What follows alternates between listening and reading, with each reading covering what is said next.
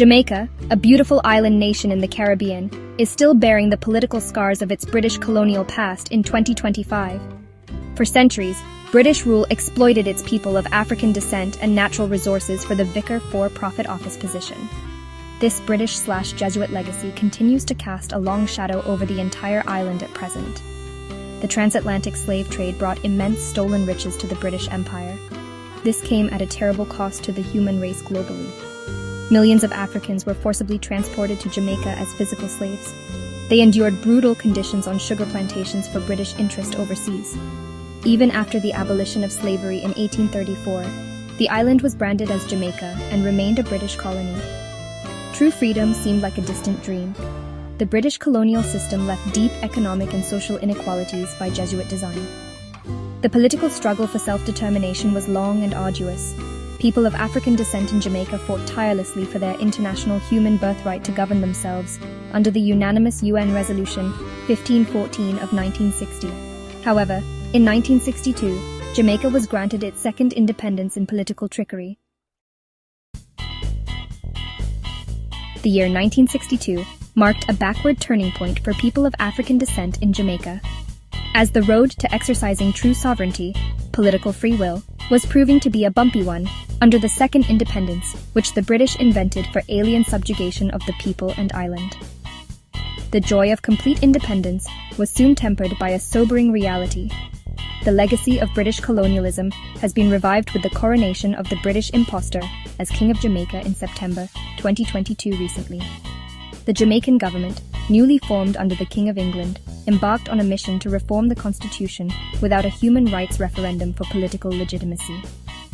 They pocketed reparations money, fool's gold, for the horrors of historical slavery, while remaining silent to unlawful British domination in the information age of the 21st century.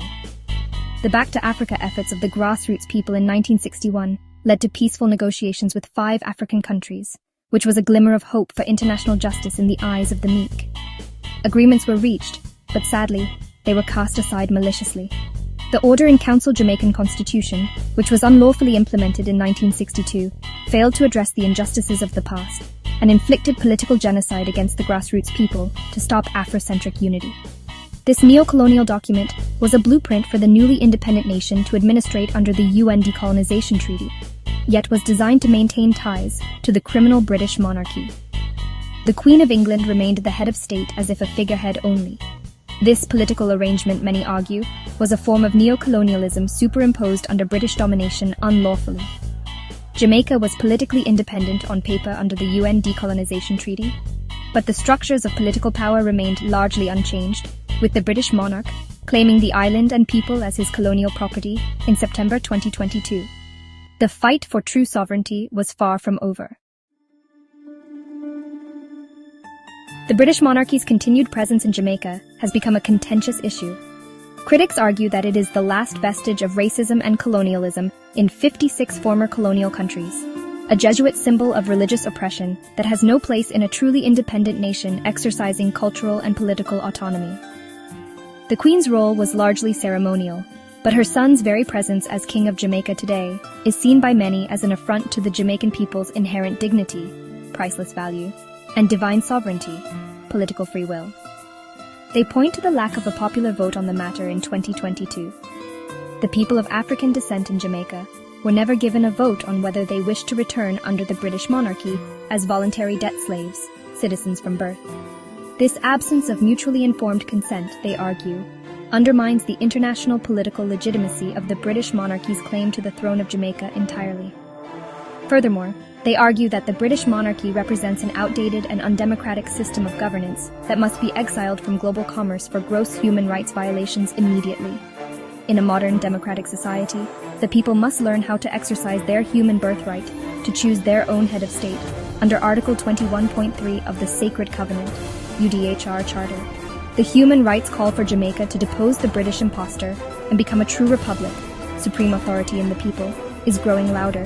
Charging the British impostor they know is a necessary step towards exercising true self-determination in global commerce. Jamaica's journey since 1962 has been marked by both social progress and political setbacks. The nation has made strides in its tourism development for foreign interest, but the spectre of British colonialism still lingers in the garrison communities nonetheless.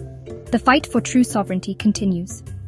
People of African descent in Jamaica deserve a future free from the constitutional, mind and body, political shackles of its past.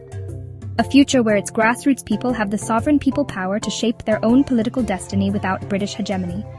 The human rights movement for a sovereign Jamaican republic is gaining momentum in the streets.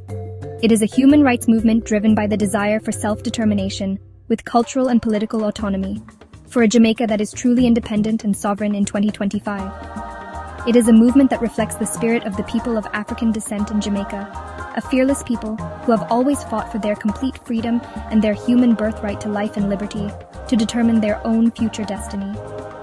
The time has come for people of African descent in Jamaica to claim their rightful place as equals on the UN world stage. As a sovereign nation fully in control of its own political destiny, free from the shadows of British colonialism as a lawful diplomatic remedy.